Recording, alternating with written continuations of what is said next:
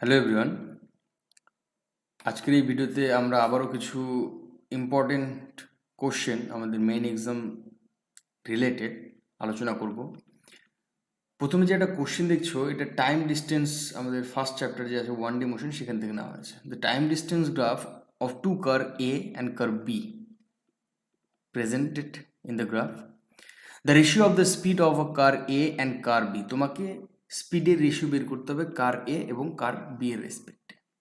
তাহলে প্রথমে speed of car A and speed of car B বের করার জন্য তোমাকে প্রথমে যে অ্যাঙ্গেলটা, ইনক্লাইনেশনটা, সেটা বের করতে হবে, কত ডিগ্রি অ্যাঙ্গেল করে আসে।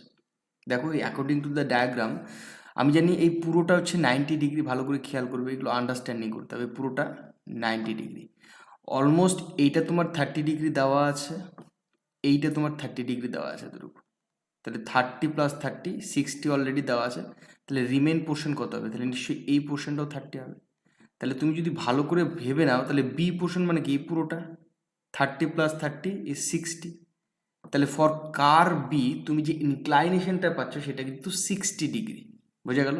আর ফর কার এ তুমি যে ইনক্লাইনেশনটা পাচ্ছ সেটা হচ্ছে তোমার 30 ডিগ্রি। ইনক্লাইনেশন মানে angle 30 degree. Car A 30 degree and car B 60 degree, বোঝা গেল? এবারে আমি বের করব কি? রেশিও, তাই তো? তাহলে স্পিড রেশিও বের করবো। আমি যদি কার এর স্পিড রেশিও বের করি, মানে কার এ ধরো স্পিড রেশিও বের করতে, তাহলে আমার কি লিখতে হবে? ট্যান 30 ডিগ্রি, তাই তো? কারণ কি এখানে কত ডিগ্রি অ্যাঙ্গেল করেছে? 30 ডিগ্রি। আচ্ছা, ট্যান 30 ভ্যালু তোমরা জানো প্রত্যেকে, 1/√3। 1/√3, ওকে? তারপরে এবারে ধরো তুমি যদি এবারে কি বের করবে? Speed of car B. এটা কি হবে? Tan 60 degree. ট্যান 60 ডিগ্রির ভ্যালু কত বলো তো? ট্যান 60 ডিগ্রির ভ্যালু হচ্ছে √3। কিন্তু তোমাকে বলেছে রেশিও বের করতে, মানে S A is to S B. তাহলে এখান থেকে তুমি লিখতে পারবে না, দেখো তো, 1/√3 ইস টু √3। তাহলে তুমি ক্যালকুলেশন যদি করো তাহলে কি হবে? 1:3। তাহলে কোনটা অপশন হবে? Option number A is the correct answer, বোঝা গেল? নেক্সট কোশ্চেনে চলে যাবো।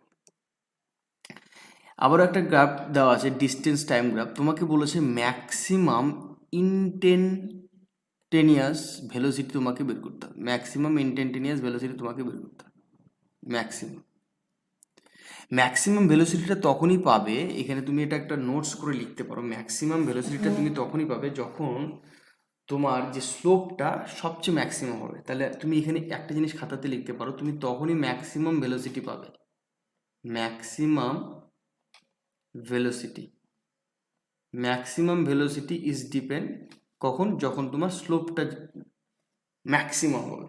When slope is maximum, you can write down when slope is maximum. Slope means তোমরা জানো প্রত্যেকে, স্লোপ মিন্স মানে কি? Tan theta. এটা আমরা শিখেছি আগের প্রিভিয়াস ভিডিওগুলোতে, যেগুলো কনসেপচুয়াল ভিডিও ছিল। স্লোপ মানে ট্যান থিটা। এবার কথা হচ্ছে, তুমি যদি ডায়াগ্রামগুলো খেয়াল করো, আমরা তো জানি ইন জেনারেল স্লোপগুলোকে এরকমভাবে, এই যে ইনক্লাইনেশনটা করছি সেটাকে আমরা ট্যান থিটা দ্বারা ডিনোট করি। এবার এখানে হচ্ছে তুমি যদি এ বি সি এবং ডি এই পয়েন্টগুলোকে অবজার্ভ করো, এবং তাহলে তোমাকে এখান থেকে আইডেন্টিফাই করতে হবে এক্স্যাক্টলি কোন পয়েন্টে যে স্লোপের ভ্যালুটা ম্যাক্সিমাম হচ্ছে, মানে ইনক্লাইনেশনটা ম্যাক্সিমাম হচ্ছে, বুঝলে তো? তাহলে আমরা যদি ক্যালকুলেশন করি, তাহলে এই সি পয়েন্টে আমরা কিন্তু স্লোপটা ম্যাক্সিমাম পাবো। সি পয়েন্টে আমরা স্লোপটা ম্যাক্সিমাম পাবো। ওই কারণে আমরা সি পয়েন্টে ম্যাক্সিমাম ভেলোসিটিটাকে কনসিডার করব।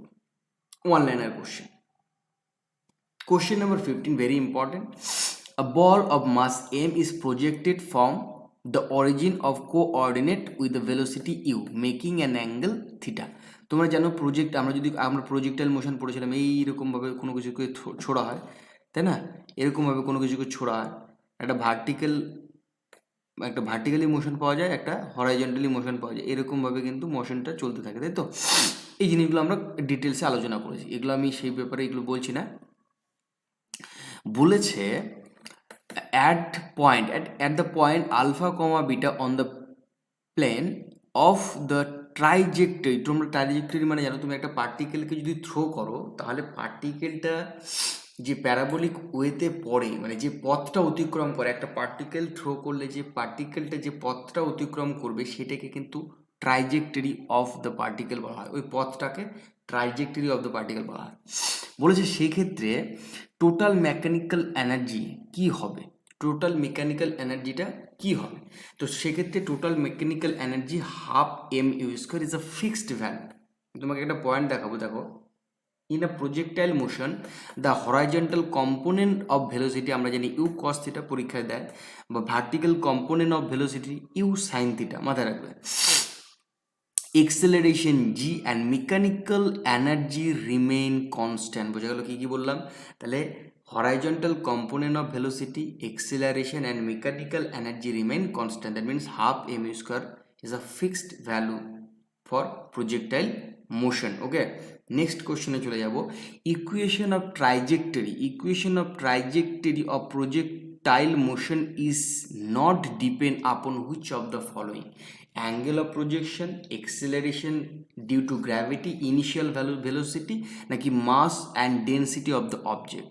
মাথায় রাখবে ইকুয়েশন অফ ট্রাইজেক্টরি, তুমি যে ইকুয়েশনটা আমি তোমাকে শো করবো এখন, তাহলে ব্যাপারটা ক্লিয়ার হবে। ভালো করে খেয়াল করো, this is the equation of trajectory equation: y is equals to x tan theta minus gx square by v naught square cos square theta. Theta is inclination, g is gravity, and তোমরা জানো y হচ্ছে যে পথটা অতিক্রম করছে সেটার equation. ওকে, তাহলে equation of ট্রাইজেক্টরি দেখো, এখানে কি মাসের কোনো ফর্ম আছে? এই যে এই ফর্মটা তুমি দেখতে পাচ্ছ ইকুয়েশন অফ ট্রাইজেক্টরি, এখানে কিন্তু মাসের কোনো কিন্তু গল্প নেই। তাহলে এখানে আমাদের যে equation of trajectory of any projectile motion is does not depend on mass and density. Okay, mass and density, but is depend on initial velocity। দেখো, angle of initial velocity এটার উপর ডিপেন্ড করে, acceleration due to gravity এটার উপর depend করে।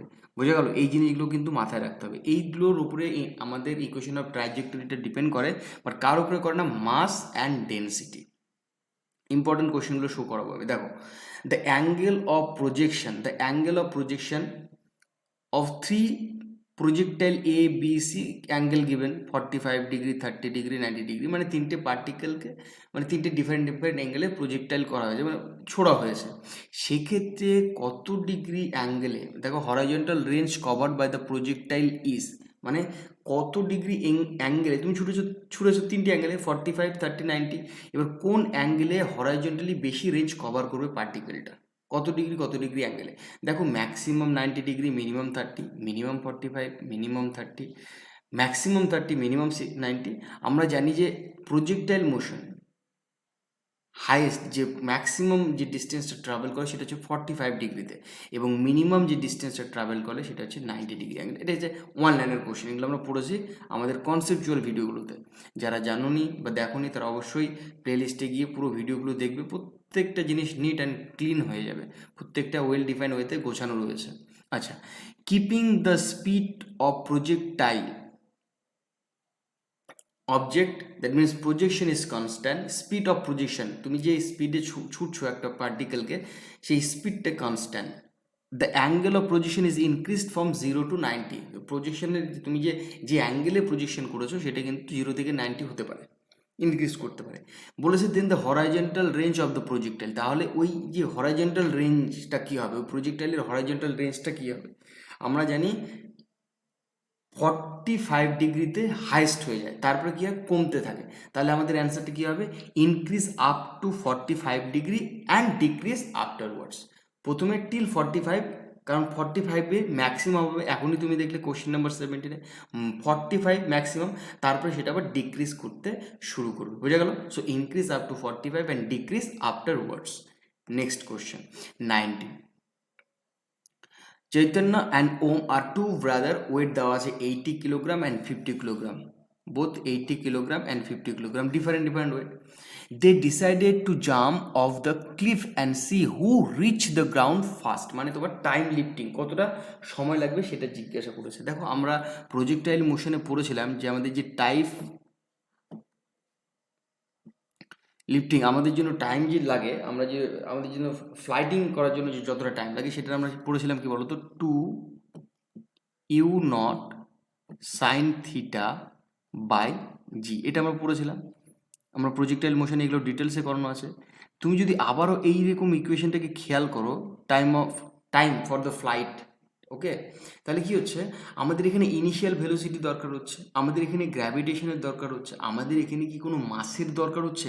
তোমার যা কারোই ওজন যাই হয়ে যাক না কেন, তাদের যে মানে গ্রাউন্ডে যে পড়বে, মানে ওরা যে একটা নির্দিষ্ট জায়গা থেকে গ্রাউন্ডে পড়বে, তার উপর কিন্তু মাসটা ডিপেন্ড নয়, যে টাইমটা, যে টাইম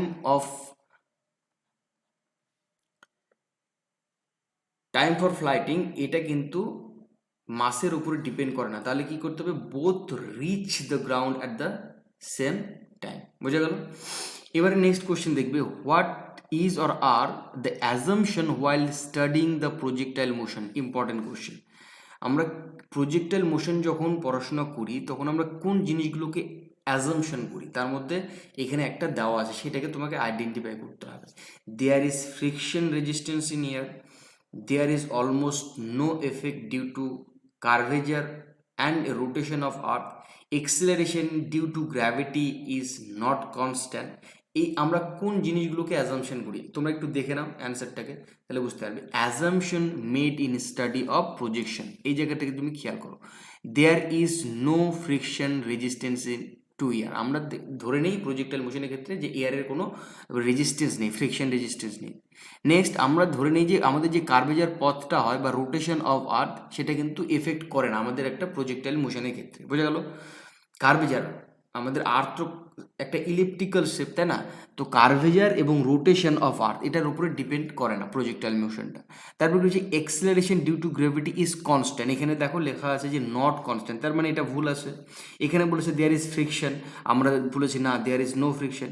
প্রজেক্টাইল মোশনের ক্ষেত্রে there is no friction, there is no effect of earth, there is no gravity, like this আমরা কনসিডার করি। তাহলে এখানে আনসার হয়ে যাবে there is almost no effect due to curvature and rotation of earth. যেটা কিন্তু আমরা এই তিনটে পয়েন্টকে কিন্তু আমরা অ্যাজাম্পশন করি, এই পয়েন্টগুলো কিন্তু মাথায় রাখতে হবে, যে কোনো একটা পয়েন্ট পরীক্ষায় দিতেই পারে।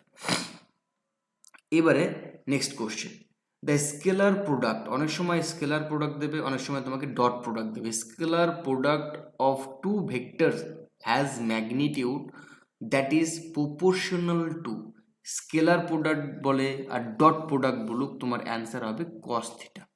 কিন্তু যদি ভেক্টর প্রোডাক্ট বলে, দুটোই আসতে পারে। আমরা প্রত্যেকটা জিনিস সম্বন্ধে যেগুলো এখন একদম ভীষণভাবে কনসেপচুয়াল, সেই ব্যাপারগুলো নিয়ে আমরা কিন্তু প্রত্যেকটা ভিডিওতে আলোচনা করব। ভেক্টর প্রোডাক্টে যে প্রপোর্শনাল টু কী হবে, সাইন থিটা, মাথায় রাখবে। ভেক্টর প্রোডাক্টকে অনেক সময় ক্রস প্রোডাক্টও বলে,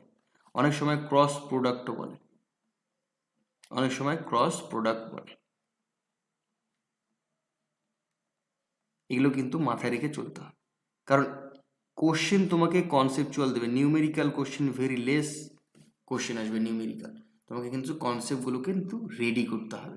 আচ্ছা, কোশ্চেন নাম্বার 22 কি বলেছে, টু ফোর্স অফ ম্যাগনিটিউড, দুটো ফোর্সের ম্যাগনিটিউড দেওয়া আছে 2f and square root of 2f, and their resultant force দেওয়া আছে under root F, then find out the angle between two force, দুটো ফোর্সের মধ্যে অ্যাঙ্গেলটা জানতে চেয়েছে। কোনো অসুবিধা নেই, আমরা ইন জেনারেল জানি যে দুটো ফোর্স, দেখো এখানে একটা ফর্মুলা লেখা আছে, the direction of resultant phi equals to tan inverse P and Q, মানে পি কিউ দিয়ে একটা রিলেশন দেওয়া আছে অ্যাঙ্গেলটাতে, দুটো ফোর্সের মাঝে যে অ্যাঙ্গেলটা হবে, এবং সেটার মাধ্যমে তুমি ডাইরেকশন বের করতে পারবে কার, রেজাল্টেন্ট ফোর্সের। ওকে, তাহলে ডাইরেকশন অফ রেজাল্টেন্ট ফোর্স কী হবে, tan theta equals to Q sine theta by P Q cos theta, very very important.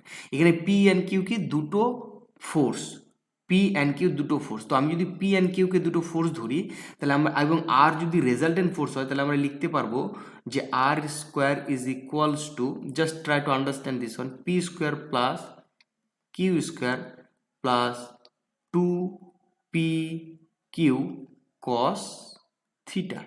আমাদের রেজাল্টেন্ট ফোর্সটা কত দেওয়া আছে, √10f, তাই তো? তাহলে এটাকে বসিয়ে স্কোয়ার করো, তাহলে কি হবে, এটা স্কোয়ার হবে। পি স্কোয়ার মানে কত, 2f, ভালো করে খেয়াল করো, 2f তার হোল স্কোয়ার, প্লাস কিউ মানে কত, √2f তার হোল স্কোয়ার, প্লাস 2, এখানে 2f হবে, পি এর ভ্যালু 2f, কিউ এর ভ্যালু কত হবে, √2f, তাই তো, √2f, পি কিউ হয়ে গেল অ্যান্ড কস থিটা থেকে যাবে অ্যাজ ইউজুয়াল। দেখো ভালো করে খেয়াল করো, তুমি যদি এটাকে ক্যালকুলেশন করো তাহলে 10f স্কোয়ার পেয়ে যাবে, এখানে পেয়ে যাবে 4f স্কোয়ার, এখানে পেয়ে যাবে 4f স্কোয়ার, এখানে পেয়ে যাবে 2f স্কোয়ার। এগুলো জেনারেল ক্যালকুলেশন, আশা করি তোমরা প্রত্যেকে জানো, তোমরা প্রত্যেকে সায়েন্স ব্যাকগ্রাউন্ডের স্টুডেন্ট। তাহলে 4√2f square F square cos theta. তাহলে দেখো প্রত্যেকটা থেকে আমি কিন্তু এফ স্কোয়ারকে মানে সিম্পলিফাই করে দিই, তাহলে এখানে F square, F square, F square, এখানে এফ স্কোয়ার, প্রত্যেকটা টার্ম থেকে এফ স্কোয়ার ডিলিট করে দিলাম। এখানে 10, এখানে 4 + 2, তাহলে কি হবে 6, এখানে 6 হলো 6, আর 10 থেকে যদি 6 চলে যায় তাহলে কত হবে 4, তাহলে আলটিমেটলি তুমি পেয়ে যাবে এখানে 4 = 4√2 cos থিটা। তাহলে এখান থেকে তুমি যদি ইমপ্লাইজ করো তাহলে কি পেয়ে যাবে, ভালো করে খেয়াল করো তো, cos থিটা = 1/√2। 1/√2 ভ্যালু কত, 1/√2 হচ্ছে cos 45 ডিগ্রি। তাহলে এখান থেকে তুমি যে ইনক্লাইনেশনটা পেয়ে যাচ্ছে, মানে অ্যাঙ্গেলটা পেয়ে যাচ্ছ, কি হলো তো, থিটা = 45 ডিগ্রি। বুঝতে পারলাম কিভাবে হলো অ্যান্সার। এগুলো খুব সহজে করা যায়। Option A is the correct answer, 1045 ডিগ্রি। ওকে, এই অ্যাঙ্গেলটা কিন্তু মাথায় রাখবে, ভেরি ভেরি ইম্পর্টেন্ট। এই অ্যাঙ্গেলের উপর দিয়ে একটা কোশ্চেন আসবে। দেখো দেখো এখানে কি হচ্ছে, পি এবং কিউ দুটি যদি ফোর্স হয় তাহলে কিউ ফোর্সটা থাকবে উপরে। দেখো এখানে যেহেতু এটাকে যদি তুমি মডিফাই করো তাহলে কি হবে, tan phi = Q sine theta, মানে পরের যে ফোর্সটা থাকবে সেটা কিন্তু নিচে হবে, sine theta by cos theta. দেখো একটা কোশ্চেন তোমাকে দেখাবো, দেখো, if two force A and B are incline to each other at angle theta. দেখো এখানে বলা আছে at angle theta, using triangle law of vector addition find out the direction of resultant force. কি হবে, কোন অ্যান্সারটা হতে পারে, ভালো করে খেয়াল করো। এখানে অ্যাঙ্গেলটা থিটা হতো, ঠিক আছে, বিটা আছে, কোনো অসুবিধা নেই। তাহলে আমাদের অ্যান্সারটা হবে কি, আমি বলেছিলাম যে কিউ কিউ এটা যদি পি হয়, এটা যদি কিউ হয় তাহলে কিউটা আগে বসবে, এবং এটা যেহেতু ট্যান থিটা তাহলে এখানেও তোমাকে ট্যান ফর্ম আসতে হবে। দেখো এটা সাইন বাই কট হবে না, এখানে কস বাই সাইন হচ্ছে না। আমি কি বলেছি, এটা ট্যান, মানে এখানে দেখো sine theta by cos theta মানে কি ট্যান থিটা হয়, তাই তো। তাহলে কিন্তু আমাদের option number A is the correct answer. তোমাকে বললাম according to the definition of triangle law, repeater is used in communication system to increase. আমরা কমিউনিকেশন সিস্টেম পড়েছি, তো আমরা কমিউনিকেশন সিস্টেমে আমরা অনেকগুলো টার্ম পড়েছিলাম, attenuation, bandwidth, range, repeater, amplifier, modulation, demodulation, বিভিন্ন জিনিস, বিভিন্ন টার্মগুলো পড়েছিলাম। তো এখানে বলেছে repeater is used in communication system to increase. রিপিটারগুলো আমরা কেন ব্যবহার করতাম মনে আছে, রিপিটার আমরা তখনই ইউজ করতাম যখন দুটো, মানে ধরো ট্রান্সমিটার আর রিসিভার, এদের মধ্যে যে ডিস্টেন্সটা, মানে যে ডিস্টেন্সটা, সেই ডিস্টেন্সটা অনেক বেশি, সেইটা এই ডিস্টেন্স কভার করার জন্য ওর কী হবে, ওর যে মানে আমাদের যে ফ্রিকোয়েন্সি কিছুটা তার স্ট্রেংথ হারিয়ে ফেলবে। ওই কারণে কী করতো, আমরা একটা নির্দিষ্ট জায়গাতে কী করতাম, রিপিটার লাগিয়ে দিতাম, যাতে কী হতো বলতো, এই সেম পরিমাণ ইনফরমেশন এখানে এসে প্রথমে রিপিটার অ্যাকসেপ্ট করবে, রিপিটার একে কিছু পরিমাণ স্ট্রেংথ দেবে, সেই স্ট্রেংথ নিয়ে আবার এ কিন্তু চলতে থাকবে এবং পরের যে রিসিভার আছে তার কাছে পৌঁছে দেবে। তাহলে আমাদের কিসের জন্য রিপিটার স্পেশালি ব্যবহার করা হয়, আমাদের যে রেঞ্জটা আছে, রেঞ্জটা যখন ইনক্রিজ হয়ে যায়, রেঞ্জ তুমি ইনক্রিজ করতে পারবে অনেকটা এই রিপিটার ব্যবহার করার মাধ্যমে। তুমি এখানে একটা রিপিটার ব্যবহার করেছো, তুমি ধরো ইনফরমেশনটাকে এতটা রেঞ্জে নিয়ে যেতে চাইছো, এই রেঞ্জে নিয়ে যেতে চাইছো, তাহলে তোমাকে এখানে আরও একটা রিপিটার ব্যবহার করতে হবে, এখানে তোমাকে আরও একটা রিপিটার ব্যবহার করতে হবে, তাই তো। তারপরে তুমি ধরো যে না এখান থেকে হচ্ছে না, তাহলে তোমাকে আরও একটা রিপিটার ব্যবহার করতে হবে। মানে তুমি যদি রেঞ্জ বাড়াতে চাও তাহলে তোমাকে কিন্তু বেশি বেশি রিপিটার ব্যবহার করতে হবে। আশা করি তুমি বুঝতে পেরেছো। Next question, the process of increasing the amplitude. ভালো করে মাথায় রাখবে, এখানে আমি একটা ট্রিক বলেছিলাম যখন কনসেপ্ট বলি, অ্যাম্পলিটিউড, আমরা যদি অ্যাম্পলিটিউডটা ইনক্রিজ করতে চাই, আমাদের যে সিগন্যালগুলো আছে, তাহলে আমাকে কি করতে হবে, আমরা the process of increasing the amplitude of signal using electric circuit it's call amplification. আমরা যদি অ্যাম্পলিটিউডটা বাড়িয়ে দিতে চাই সিগন্যালের, তাহলে যে প্রসেসটা সেটাকে বলা হবে amplification. In the same way, which of the following is necessary to compensate for the attenuation of the signal of communication system। তোমরা এই ধরনের ওয়ার্ডগুলো দেখে সারপ্রাইজ হতে পারো, কিন্তু সারপ্রাইজড হওয়ার কিছু নেই। কমিউনিকেশন সিস্টেমটা পড়লে এগুলো ওয়ার্ড আমি কিন্তু ইন ডিটেলসে আলোচনা করেছি। অ্যাটেনুয়েশন মানে যেখানে তোমার যে ফ্রিকোয়েন্সিটা, সিগন্যালসের যে ফ্রিকোয়েন্সি স্ট্রেংথটা সেটা কিন্তু দুর্বল হয়ে পড়ে, যেখানে ফ্রিকোয়েন্সি যে সিগন্যালটা আছে সিগন্যালটির যে স্ট্রেংথটা সেটা দুর্বল হয়ে যাওয়াটাকে বলে অ্যাটেনুয়েশন। তাহলে কী হবে, আমাকে স্ট্রেংথটাকে বাড়াতে হবে মানে কি, আমাদের অ্যাম্পলিটিউডটা ইনক্রিজ করতে হবে। অ্যাম্পলিটিউডটা ইনক্রিজ করে কে, অ্যাম্প্লিফিকেশন। তাহলে এখানে অ্যান্সার হয়ে যাবে অ্যাম্প্লিফিকেশন। বুঝলে, কোশ্চেন কিন্তু তোমাকে ঘুরিয়ে দিতে পারে, কনসেপ্ট এসছে। Next, the process in which low frequency message signal is superimposed in a high frequency, মানে লো ফ্রিকোয়েন্সিতে তুমি হাই ফ্রিকোয়েন্সিতে যখন ওয়েভটাকে বা সিগন্যালটাকে ট্রান্সফার করবে তখন তোমাকে কী হয়েছে প্রসেসটাকে, সেটাকে কী বলা হবে, মডিউলেশন বলা হবে। তাহলে আমরা অ্যাম্প্লিটিউডের জন্য পেলাম অ্যাম্প্লিফিকেশন, ফ্রিকোয়েন্সির জন্য পেলাম modulation. Next, which of the following process is used for retrieval of information from the career wave at the receiver.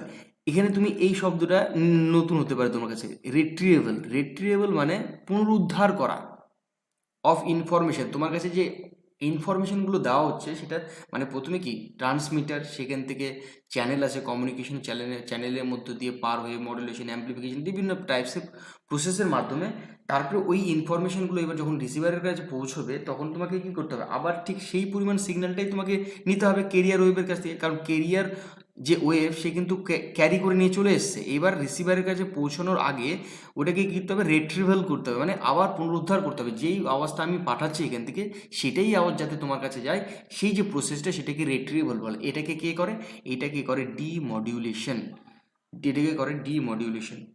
Next question, any device that convert one form of energy into another form, it's transducer. It's one liner question, transducer বলেছে এগুলো সম্বন্ধে। The type of communication system need for a given signal depends on which of the following. আমরা যে বিভিন্ন টাইপসের কমিউনিকেশনের সিস্টেমগুলো ব্যবহার করি, সেটা টেলিভিশন বলো, মোবাইল বলো, আরও বিভিন্ন ধরনের কমিউনিকেশন যে ব্যবহারগুলো আছে সেগুলো কার উপরে বেস করে টাইপ করে দেওয়া আছে। আমি তোমাকে বলেছিলাম যে ব্যান্ড অফ ফ্রিকোয়েন্সি আলাদা আলাদা, রেডিওর জন্য একটা আলাদা ফ্রিকোয়েন্সি করে দেওয়া হয়েছে, টেলিভিশনের জন্য, মোবাইল নোকিয়ার জন্য, জিওর জন্য, এয়ারটেলের জন্য আলাদা আলাদা ফ্রিকোয়েন্সি রেঞ্জ করে দেওয়া হয়েছে, যাতে করে কমিউনিকেশনের মধ্যে একটা মানে সমস্যা না ক্রিয়েট হয়, মানে ধরো হ্যাপাজার্ড ব্যাপারটা ক্রিয়েট না হয়। বুঝতে পারলাম? তাহলে ফ্রিকোয়েন্সির উপর বেস করে আমরা কিন্তু এটা টাইপগুলো করে দিয়েছি যে আপনাকে এই ফ্রিকোয়েন্সির মধ্য দিয়ে চালনা করতে হবে বিভিন্ন ধরনের কমিউনিকেশনগুলো। তা আপনাকে এই একটা ব্যান্ড ধরেন, এইটা ধরো জিওর স্টেজ, এইখান দিয়ে জিওর কমিউনিকেশন যায়, তার উপরের স্টেজ ধরো এয়ারটেলে দেওয়া আছে, তার উপরের স্টেজ ধরো দেওয়া আছে অন্য কোনো কোম্পানিকে, এরকমভাবে বিভিন্ন ধরনের ফ্রিকোয়েন্সির রেসপেক্টে এদের স্ট্রেংথগুলোকে মানে ভাগ করে দেওয়া হয়েছে। বুঝে গেল? তো আজকের এই ভিডিওতে আমি আপাতত এতটুকুই রাখছি। আমি অল্প অল্প করে যেগুলো ভেরি ভেরি ইম্পর্টেন্ট, দেখো অন্যান্য সব জায়গাতে অলমোস্ট প্র্যাকটিস হচ্ছে, তোমরা বিভিন্ন জায়গা থেকে প্র্যাকটিস করছো, it's very good, only appreciation thing. আমি এখান থেকে যেগুলো খুব ইম্পর্টেন্ট আমার মনে হবে যে এগুলো না করলেই নয় এক্সাম পয়েন্ট অফ ভিউ থেকে, সেগুলো পয়েন্ট অবশ্যই আলোচনা করব। আর যেগুলো ইজিয়েস্ট কোশ্চেন সেগুলো আমরা যখন কনসেপ্ট পড়েছি সেগুলোতে অলরেডি আমি আলোচনা করেছি। এখন যেগুলো একটু টাফ, একটু মডারেট, একটু আন্ডারস্ট্যান্ডিং, সেগুলো কিন্তু আমি এখানে নিয়ে আসবো। তো পরবর্তী ভিডিও আসা পর্যন্ত তোমরা দেখতে থাকো, শিখতে থাকো। ওকে, থ্যাংক ইউ।